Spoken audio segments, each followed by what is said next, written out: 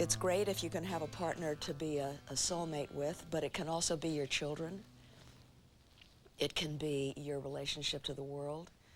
You know, it can be, you think you're making a journey outward, but it's really a journey inward, and you think you're going to end up alone, but you end up being part of the world. Yeah. And I just think that if you're in the business of acting, which is, you know, because you're talking to actors, that when you go into marriage or any, you know, you're committing yourself to somebody or to a child, you have to know that we're not ordinary people, and the profession that we're going in, that we're in, is very abnormal. It puts us in the spotlight. There's a lot of focus. It's hard on partners. It's hard on children, and that we have to pay special attention. But it's doable. I mean, you've always been one of my heroes for sure, and Thank you. I know, and just being able to balance your motherhood, your politics, your relationships, and then also be this amazing actress that I still wish you were working. It's been an interesting, let's see, I left the business 10 years ago, quite deliberately, Rosanna, because... Did Ted want you to leave? Yeah. He did? Yeah, on to our be second... with him? Yeah. He is... Damn him!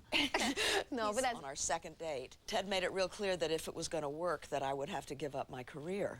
And I'm thinking, boy, this guy's really crazy. I mean, he's only been out with me once before. And I mean, I've worked all my life and supported my families, but I decided that I'd had a career and I'd, you know, won the awards and all that kind of thing, but I'd never really had an intimate relationship. You have to figure out what it, you know, what ultimately, when you come to the end, what it is that you... What's really important. What's important. What will you regret that you don't have? And, you know, I wasn't going to regret 10 more movies or 5 more movies. I was going to regret lack of intimacy. But there is one part of it that I miss, and it's something that doesn't exist anywhere else outside of movies, I don't think. Do you want me to tell you how to describe it? Yes. I would say that it's maybe in 40-some years of career and 49 movies, it's maybe happened 8 times, 10 times. In every movie, there's a scene that's pivotal. And whether the movie works or not depends on the scene. And usually it's a scene where there are very complicated emotional transitions. And very often, if you're lucky enough to be working with a good director, he or she will want to do it all in one take, which means that these emotional transitions will be happening as you move from one place to another, and the lights, and you have to hit your marks. And so you go to work, and you don't know whether you're supposed to give everything during rehearsal, because if you blow your wad in rehearsal, maybe you can't get it back up again.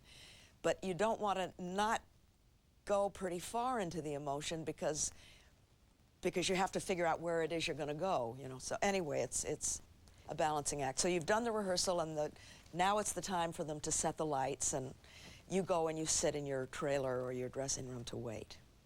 And it can be a half hour, it can be an hour, it can be, if it's a complicated shot, it can be 3 hours.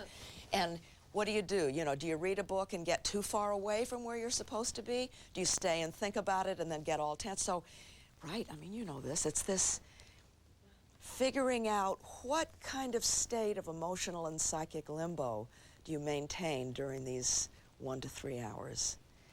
And then the moment comes where they knock on your door and they say, "We're ready, Miss Fonda." You're paid a pretty good salary. It's $100,000 a day is what it costs to make your average Hollywood film. There's about 100 people on the set wanting to see if you're going to, you know, show us that you deserve the salary that you're getting. There's a lot of pressure, and then there's this gauntlet that you walk from when you leave your dressing room until you enter the set, which now is like a circle of light. Not just a circle of the Klieg lights, but energy. It's like the center of a magnet. It's just like the eye of the hurricane. And every time I walk that gauntlet, it's like, stay loose. Please don't, all the doors of your creativity, keep them open, keep breathing. stay relaxed, stay loose. Please, God, let me do it. Yeah. Please, God, don't let me shut down. And you stand in place, and it's almost like a crapshoot, right? I mean, you just don't know whether you will, and we've all experienced it when you get up there and it's all depending on you, and you can't get it up. And it's not there. But the one thing I miss is when it does work. And as I said, it hasn't been that many times out of 49 films, maybe 8 times that I've been in a situation like this. And you step into the light and you hit your first mark and all of the channels are open and it happens. And it's like a plane taking off. You taxi and you take off and you become. And it's like a dance, both with the other actor or actress and the camera and the lights, and it's this wonderful fusion of hitting your marks and loving the camera and loving your co-star, and the emotions are all there, and it's better than any lovemaking. It is just, it's the greatest thing in the world. It's also the worst thing in the world. Hard.